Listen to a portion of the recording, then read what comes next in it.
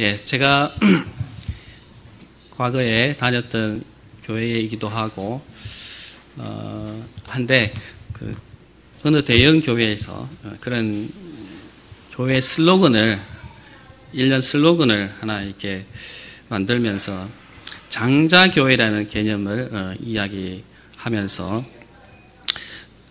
그 큰 교회가 교계를 주도적으로 이끌고 모범적으로 여러 사업들을 벌이려고 노력하는 그런 모습을 볼 수 있었습니다.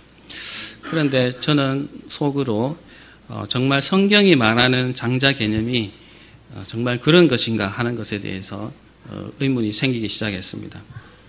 그래서 성경에서 말하는 장자 개념이 어떤 개념인가를 오늘 여러분께 말씀드리고 우리 성도님들께서는 올바른 성경적인 이해를 할 수 있기를 소망합니다. 성경에서는 장자가 절대 특권을 상징하는 것이 아니다라는 것을 이해하시는 시간 되시기를 소망합니다.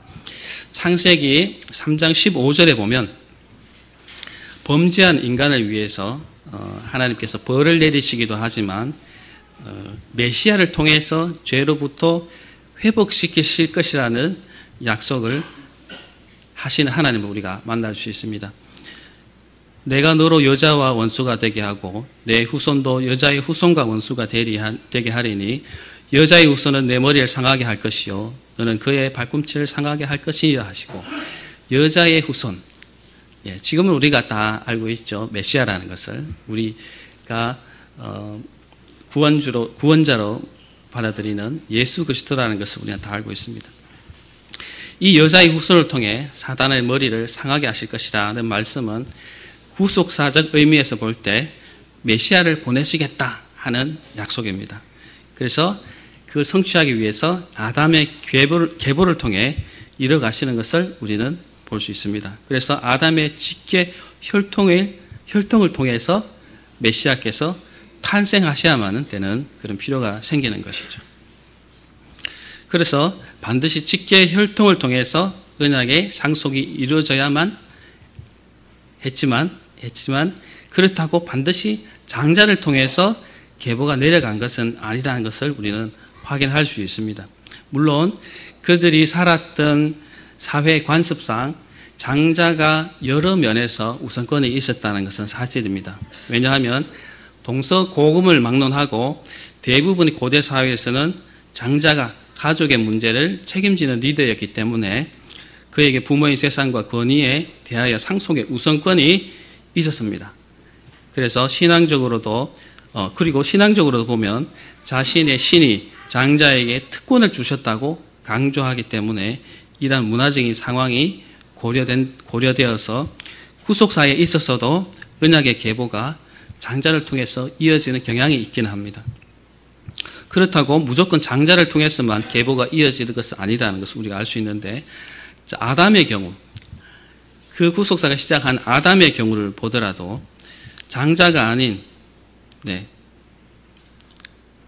새로운 난자 셋을 통해서 장자의 그 약속의 계보를 이어가는 것을 볼 수 있습니다. 시작 전부터 사실은 가인이 아닌 새로 주어진 셋이라는 자녀를 통해서 약속의 계보를 시작하게 되죠. 여기서부터 장자가 그런 언약을 이어가는 것이 아닙니다. 그리고 창세기 5장과 11장에 나오는 아담에서 노아까지 또 그리고 노아에서 아브라함까지 족보에 등장하는 사람들이 모두 장자라고 소개하지 않습니다. 여러분 장자라고 생각하실 수 있는데 물론 장자가 많겠지만 꼭 장자라고 얘기하지는 않습니다. 다만 성경은 그들이 직계 자식 그러니까 그 몸에서 난 자식이라고 하는 것을 분명하게 밝힐 뿐이지 장자를 통해서 이어진다 이렇게 말하지는 않습니다. 이스라엘 민족에게 있어서 가장 중요한 조상인 아브라함과 이삭과 야곱의 경우에 있어서 마찬가지입니다. 이삭에게는 두 아들 에서와 야곱이 있었습니다. 그렇지만 장자인 에서가 아닌 야곱을 통해서 약속의 계보가 연결되는 것을 볼 수가 있죠. 장자가 아닌 것이죠. 또 야곱에 있어서도 12아들이 있었습니다. 12아들 많죠. 그런데 넷째 아들 유다를 통해서 언약의 계보가 연결되는 것을 볼 수 있습니다. 또 더구나 유다는 자신의 자식이 아닌 자기의 첫째 며느리 다말과의 사이에서 태어난 둘째 아들 베레스를 통해서 그 계보가 연결되는 것을 볼 수 있습니다.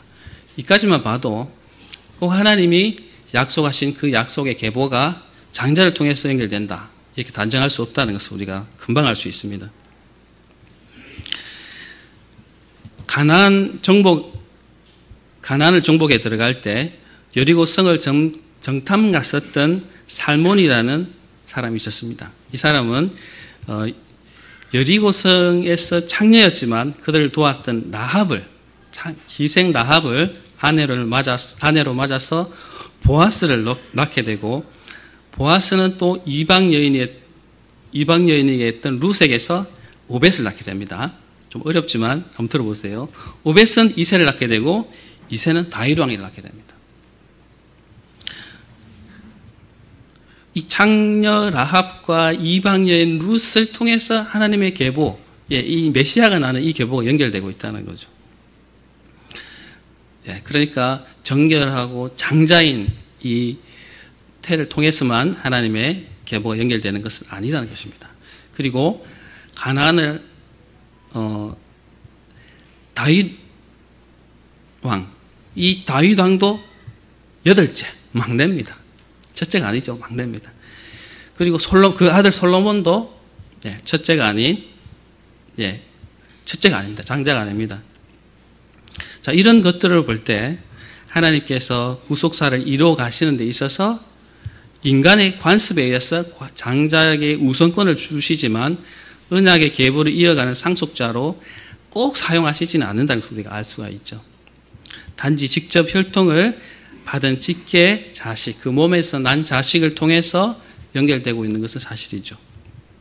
그래서 이것을 볼 때 하나님께서 누군가를 선택하실 때 하심에 있어서 하나님의 자의적인 주권, 어떤 혈통의 중요성, 또 혈통에서 첫째이거나 둘째이거나 이런 것에 영향을 받으시는 것이 아니라 하나님의 절대적인 주권에 의해서 선택하시고 역사하셔서 그 메시아의 계보를 이어가신다는 것이죠.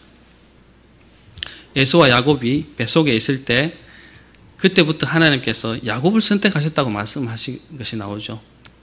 이삭은 그 에서에게 장자권을 넘겨주려고 노력했지만 하나님께서는 야곱에게 그 특권을 넘겨주시는 것을 볼 수가 있습니다.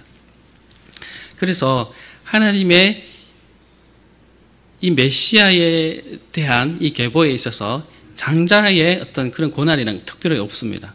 하나님께서는 택하신 자를 통해서 위대하신 일을 이루시는 것이죠. 그리고 또 이스라엘 역사에서 중요한 역할을 했던 인물들도 장자가 아닌 경우가 많습니다. 우리가 잘 아는 모세는 그 형 아론이 있었습니다. 두 번째였죠. 그 미리암도 있었습니다. 장자가 아니었죠. 여호수아도 장자가 아니었습니다. 그래서 성경은 장자를 통해서만 하나님이 복이 전해진다고는 절대로 하지 않습니다. 우리가 오해하는 부분, 장자의 그런 고난이 하나님의 복이다 이렇게 생각하시는, 성경 읽을 때 그렇게 생각하실 수 있는데 그게 아니라는 것입니다. 장자를 통해서만 위대한 일을 행하시는 것도 아닙니다. 그죠? 모세나 여호수아를 봤을 때도 그렇죠. 하나님의 입장에 있어서는 장자라는 것이 그런 특권은 전혀 존재하지 않는 개념입니다. 단지 인간의 제도를 받아들이셔서 인정하실 뿐이지 하나님의 선택은 자의적이시고 하나님이 행사하시는 것이죠. 그래서 구속사적으로 볼 때 언약과 믿음의 계보를 통해서 메시아, 즉 그리스도께서 나심을 증거하기 위해서 친히 낳은 아들을 통해서 그 언약의 복이 흘러간다라는 것을 우리는 볼 수 있을 뿐입니다. 그런데 이 메시아, 하나님이 예비하신 이 메시아가 오실 거라고 그 당시 사람들은 알았겠느냐 하는 거죠. 메시아에 대한 개념은 아브라함과 이삭과 야곱과 이 가나안 시대 때 전혀 알지 못했습니다. 이 메시아에 대한 개념은 다윗 시대 이후로 생기게 되거든요. 네.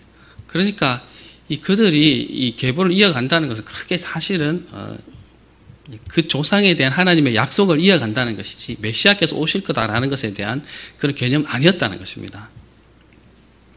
그런데 하나님은 그런 위대한 계획을 세우고 드러내시지 않지만 이루어 가신다는 거죠. 섭리를 따라서 이루어 가셨다는 것이죠. 그래서 하나님의 인간 구원의 계획, 즉 구속사적 입장에서 아담에서부터 예수 그리스도의 일까지 직접 낳은 아들을 통해서 예수 그리스도께서 나셔야 한다는 하나님의 정하심을 따라서 조용히 아담에서부터 예수 그리스도에 이르는 계보는 연결되고 있는 것입니다. 장자를 통해 연결되기도 하지만 장자가 아닌 자를 통해서 연결되기도 한다는 겁니다. 자, 이것이 우리가 성경을 읽을 때 이해해야 되는 장자에 대한 오해가 되겠습니다. 첫 번째. 그런데 성경은 우리가 생각하는 이 믿음의 계보를 이어간 장자로서 믿음의 계보를 이어가는 것이 하나님의 뜻이다라고 생각하는 그런 오해보다도 그런 개념의 장자보다도 훨씬 더 하나님께서는 더 강조하셔서 장자의 개념을 한 가지 세우시는데 그것이 오늘 우리가 읽은 본문에서 말하는 장자의 가치이고 개념인 게 하나 오늘 읽은 이 본문에서 나타나게 됩니다. 자, 하나님께서는 요셉을 통해 야곱의 모든 가족들이 애굽으로 들어가서 고센이라고 하는 지역에서 정착해서 400년간을 지내게 하십니다. 엄청난 시간이죠. 네. 그 오랜 세월 동안 이스라엘 자손은 400년의 세월 동안 번성하고 불어나서 매우 강하게 됩니다. 온 땅에 가득하게 되었다. 고센 온 땅에 가득하게 되었다. 만난 사람이 다 이스라엘 사람이었다. 이런 정도 되겠죠. 출애굽기 1장 7절에 기록되어 있습니다. 그렇지만 이 오랜 세월이 흐르면서 요셉을 모르는 왕이 나타나게 되어서 이스라엘 자손이 강하고 커진 사실을 알고 경계하게 됩니다. 그래서 그들을 국가적인 큰 사업, 건축물을 짓는다든지 하는 피라미드를 짓는다든지 하는 이런 큰 사업에 동원해서 고통스럽게 하고 남자아이들을 모두 죽여서 자손이 번창하지 못하게 막는 조치를 취하게 될 정도가 됩니다. 그런데 이런 와중에 레위 집안 한 집에서 모세라고 하는 한 아이가 출생하게 됩니다. 그 어머니는 그런 상황에서 그 아이를 숨겨 키우게 되는데 아이가 크면서 더 이상 부모에 의해서 자랄 수 없게 됩니다. 그래서 이었고 그런 갈대 상자에 담아서 나일강에 버리게 되죠. 그러나 하나님은 간섭하셔서 마침 나일강에 목욕하러 나왔던 바로의 딸을 통해서 바로의 왕궁에서 이 모세가 자라게 왕자의 교육을 받으며 자라나게 하십니다. 모세는 누이 미리암의 지혜로 그의 어머니가 모세의 유모가 되는 그런 특권을 누리게 됩니다. 그래서 이 모세의 어머니가 아들을 직접 키우게 되고 결국 모세는 자신이 이스라엘 사람이라는 사실을 비밀리에 알고 하나님 신앙을 가지고 막연하게 자라게 됩니다.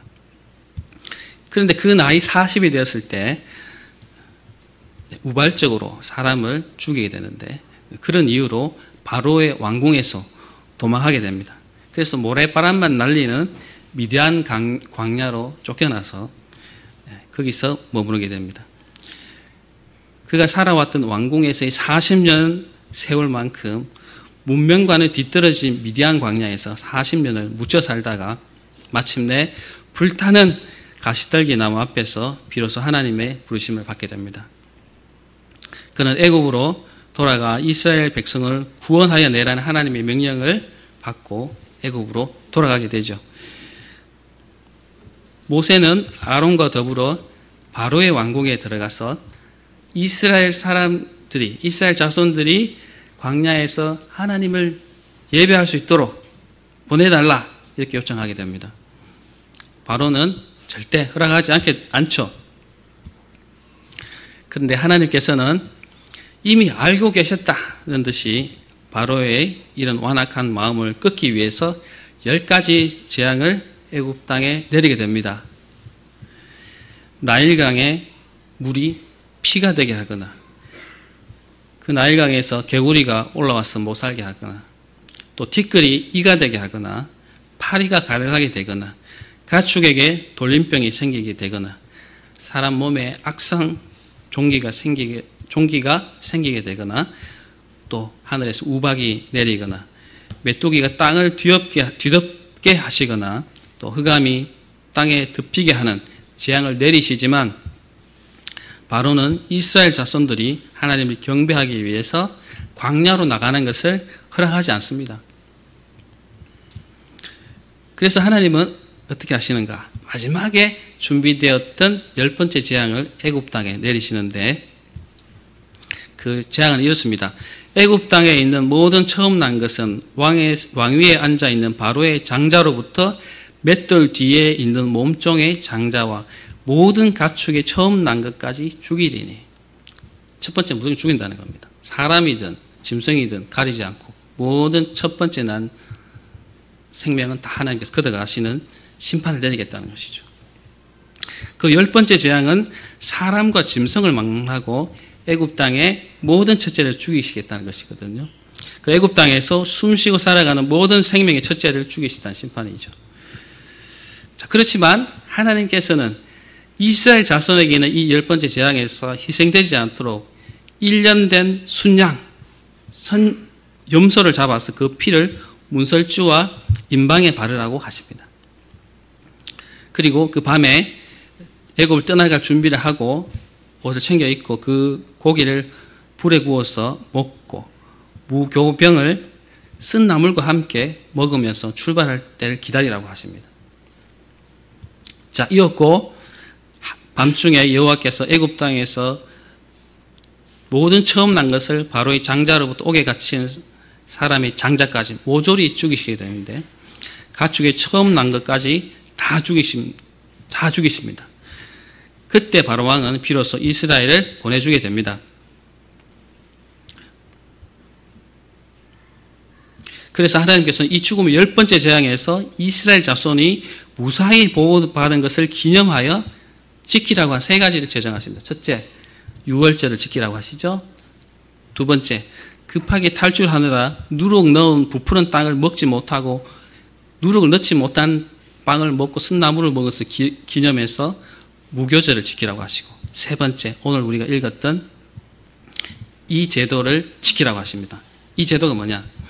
우리가 본문에서 읽었듯이 여호와께서 너와 네 조상에게 맹세하신 대로 너를 가나안 사람의 땅에 인도하시고 그 땅을 내게 주시거든. 다시 말하면 가나안 땅에 이제 하나님께 약속하신 그 가나안 땅에 들어가거든.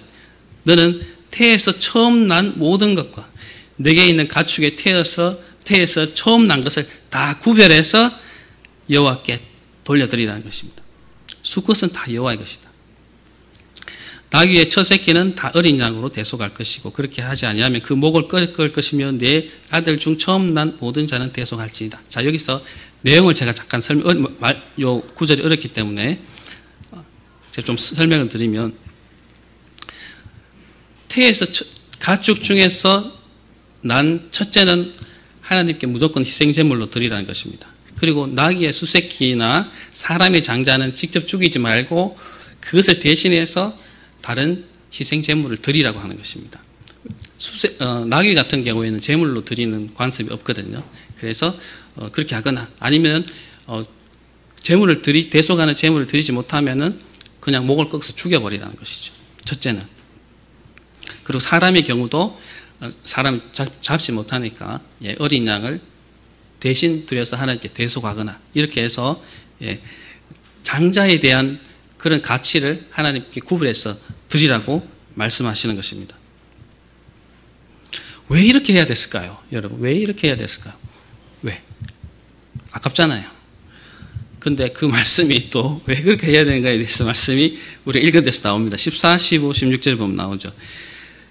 후일에 네 아들이 내게 묻기를 이것이 어찌 됨이냐? 왜 아버지 왜 아깝게 이 첫째는 다 죽여서 하나님께 드려야 됩니까? 이렇게 물으면 너는 그에게 이르기를 여호와께서 내 손의 권능으로 우리를 애굽에서 곧 종이 되었던 집에서 인도하여 내실 때 그때 바로가 완악하여 우리를 보내지 아니하매 여호와께서 애굽 나라 가운데서 처음 난 모든 것을 사람의 장자로부터 가축의 처음 난 것까지 다 죽이라 하셨으므로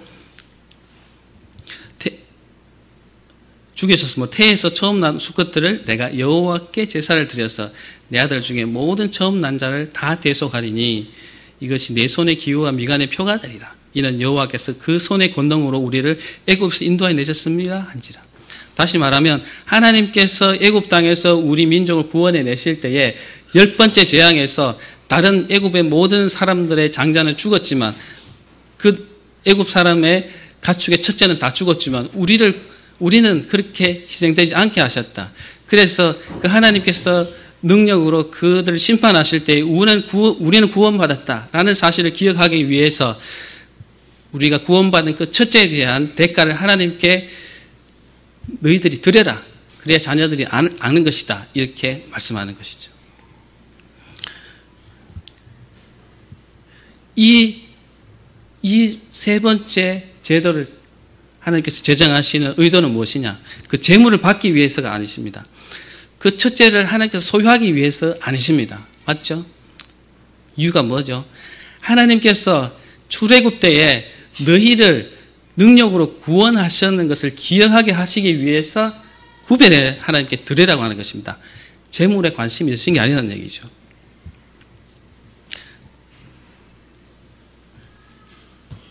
그리고 보면 왜 수컷을 드렸을까? 그것도 있는데, 수컷은 가축에게 있어서 가축을 기를 때 여러분 기를 보시는지 모르겠지만은 수컷이 많이 필요하지 않습니다.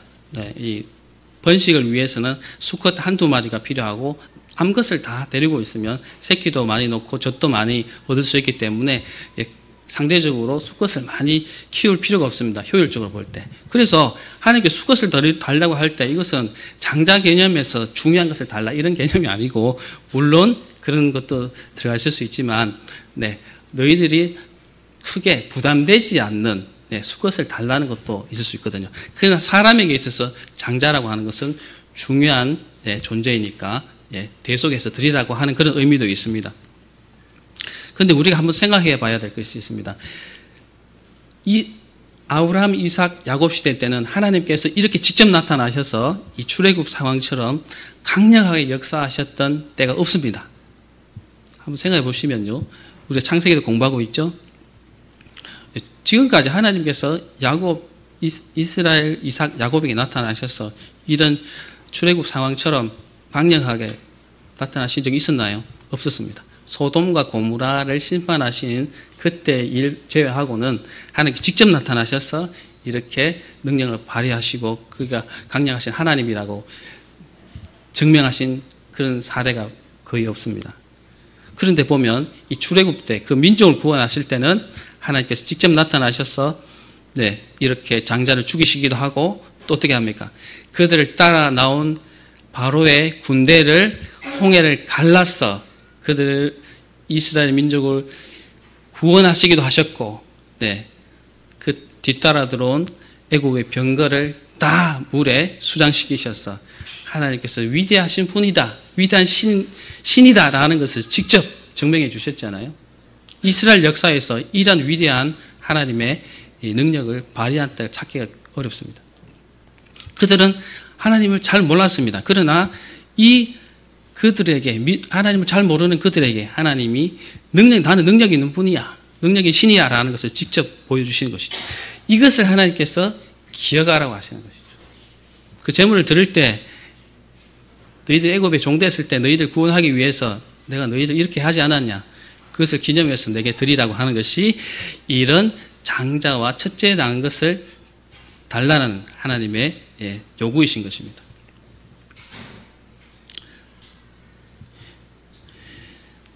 그리고 유대 율법에 보면은 장자가 갖는 특권은 크게 없어요.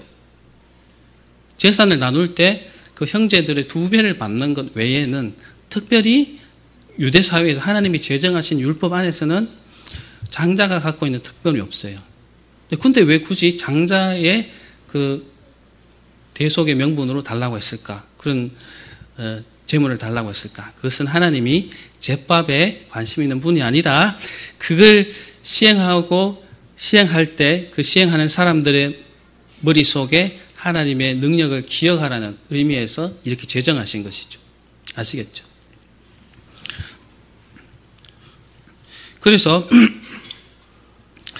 이스라엘 사람들은 자신들이 모든 세상 민족 가운데 하나님이 구별하신 민족이라는 사상으로 이 개념을 발전시켰습니다. 이런 사상이 바로 선민사상입니다. 선민사상. 네, 하나님께서 택하셨다. 이방 모든 족속이 복을 끼치시기 위해서 그 민족을 택하셨다. 장자 민족으로 택하셨다라는 그런 개념으로 발전시켜 갑니다. 즉 하나님께서 모든 민족에게 이스라엘을 통해서 복 주시기 위해서 그들을 선택하시고 부르셨다라는 개념으로 발전시켜가지고 더 나아가서 이게 좀 잘못된 생각으로 가게 됩니다. 그들은 더 나아가서 이방인을 멸시하고 업신여기면서 그들을 핍박하기도 하고 했지만 그들의 죄송합니다. 모든 세상 민족을 대표해서 장자로서 그들을 부르셨다는 점을 이해했습니다. 그들은.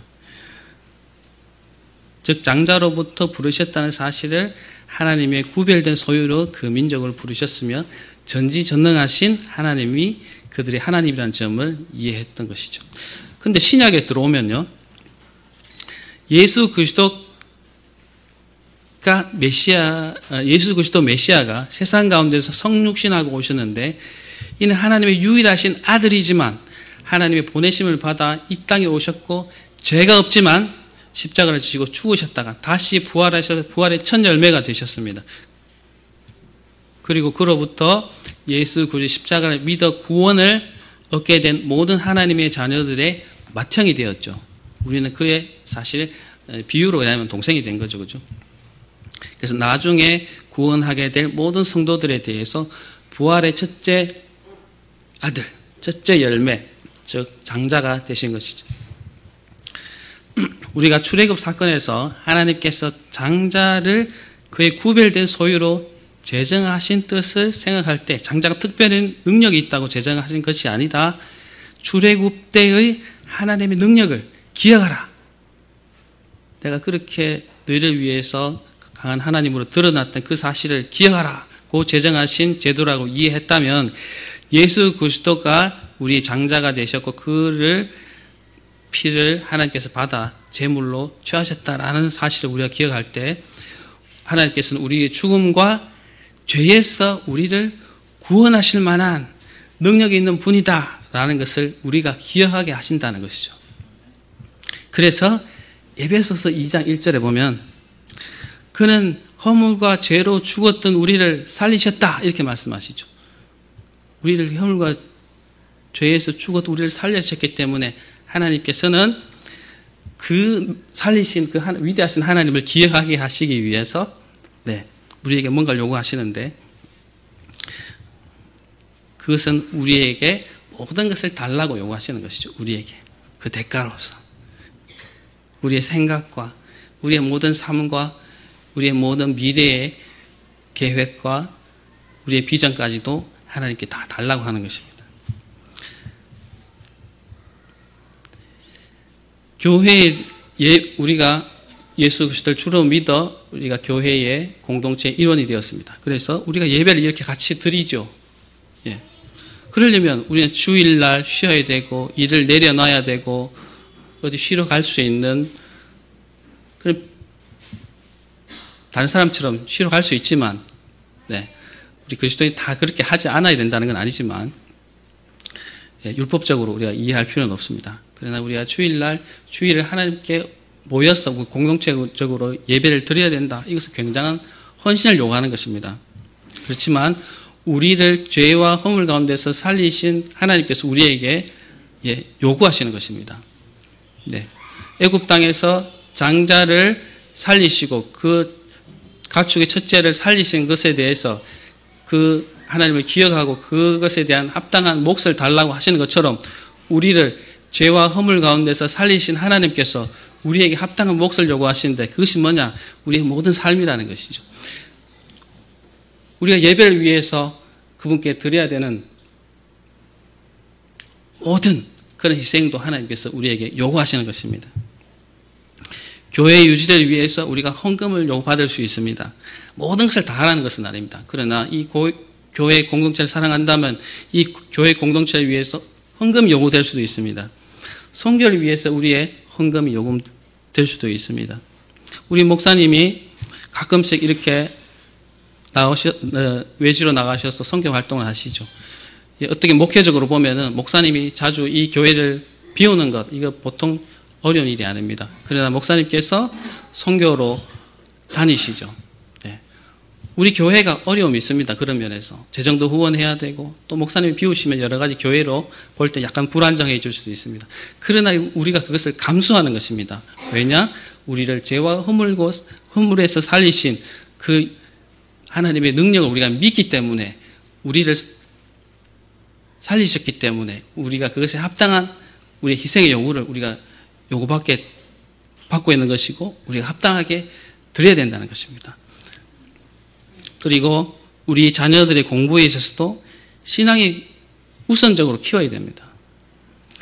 네, 참 저는 이 말을 하기 참 어렵습니다만은, 저도 지금 중학교 1학년, 3학년 세 아들 두고 있기 때문에 앞으로 어떻게 될지 모르겠지만, 그들이 공부를 위해서 신앙을 희생하는 일이 없도록, 그래서 10월 달에 3일 동안 의료 선교 대회에 이제 숙박을 하면서 의료 수련회 가겠다고 합니다. 그리고 우리가 사망 가운데서 우리를 구원하신 하나님의 그 능력을 우리가 볼 때 하나님께 기꺼이 드려야 된다. 예, 하나님께서 요구하신다라는 것을 제가 믿고, 그래, 보내야 되겠다. 보내자라고 우리가 부부가 얘기했던 사실이 있습니다. 참 어렵습니다. 우리에게 요구하시는 하나님의 그 요구가 때로는 쉬울 때도 있지만 때로는 어려울 때가 많습니다. 결단을 요구할 때가 많습니다. 그죠? 그러나 하나님께서 우리에게는 합당한 희생을 요구하십니다. 예. 그분이 우리를 구원하셨기 때문에 당연히 요구할 수 있는 것이죠. 우리는 죄에 죽을 수밖에 없었지만 우리를 살려놨기 때문에 하나님은 우리에게 요구할 수 있는 권리가 있으신 것입니다. 그래서 히브리서 12장 23절에 보면은 하늘에 기록된 장자들의 모임과 교회라는 구절이 나옵니다. 하늘에 기록된 장자들의 모임과 교회. 여기 해석이 잘못되어 있습니다. 우리 그 한글 성경에는 장자들의 모임과 교회가 아니고 모임인 교회가 원래 맞습니다. 하늘에 있는 장자들의 모임. 우리가 다, 모든 교회는 다 장자라는 것입니다. 장자교회가 따로 있는 게 아니고, 하늘에 기록된 장자들의 모임인 교회라는 구절이 나오거든요. 그래서 장자교회가 따로 있는 것이 아니고, 우리 모든 교회가 세상에 대해서 예수 그리스도께서 우리 모든 믿는 자들을 죄와 사망에서 구원하신 것에 대해서 하나님께 드려진 사람들, 예, 장자교회죠. 모든 교회는 다 장자입니다. 오해하면 안 되는 거죠. 장자교회 따로 없습니다. 그 장자교회에 있어가지고, 예, 모범적으로 행해야 되거나, 돈이 많아서 모범적으로 뭘 해야 되거나, 기념사업을 해야 되거나, 이런 게 아니라는 것입니다. 우리 모든 교회들은, 이 땅에 있는 모든 하나님의 교회는 다 장자인 교회라는 것이죠. 하나님 다 드려진 바 된 교회라는 것입니다. 그래서 여기에 대해서 오해가 없고, 성경에 말하는 이 장자를 드린다라는 것은 하나님의 능력, 예, 구약에서는 그 이스라엘 백성을 구원하신 하나님의 능력을 기억하라고, 예, 하나님께서 요구하신, 예, 그 제도이고, 우리 신약을 사는 우리에게는 우리를 죄와 사망 가운데서 건지신 하나님의 그 구원의 능력을, 예, 에 대해서 우리가 합당하게 반응하는, 예, 그런 요구로서, 희생으로서 우리에게, 예, 하나님께 드려진 사람들, 그것이 바로 우리 교회, 모든 교회, 장자된 교회라는 것이죠. 그렇게 개념을 잘 잡으시고 성경을 읽어보시면 성경이 참 우리 삶에 빛이 되고 등불이 되는 그런 말씀인 것을 잘 알 수 있을 것이라 생각합니다. 우리 장로님께서 기도하실 때도 잠깐 언급한 적이 있는데 우리가 성경을 매일 좀 가까이 하면서 성경을 통해서 하나님께서 우리에게 무슨 말씀을 하실까 그런 영적인 욕구를 가지고 성경을 계속 읽고 공부하고 질문이 생기면 또 이렇게 물어보고 그것에 대해서 알게 되는 그것으로 인해서 은혜를 받게 되면 우리 삶이 점점 그 말씀으로 인해서 변해가는 것을 우리가 느낄 수 있을 것이라 생각합니다. 여러분 성경을 가까이 하시고 성경을 통해서 늘 은혜를 체험하시는 우리 양문희 교회 성도님들이 되시기를 축원합니다.